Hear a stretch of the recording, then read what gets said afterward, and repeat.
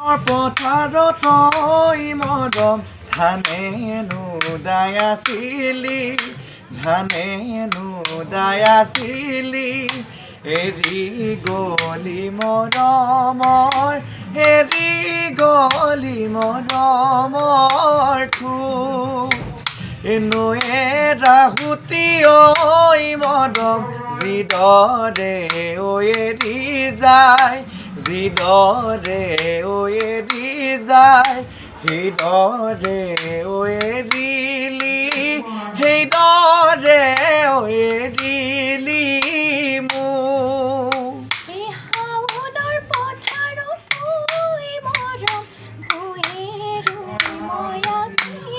হয়নে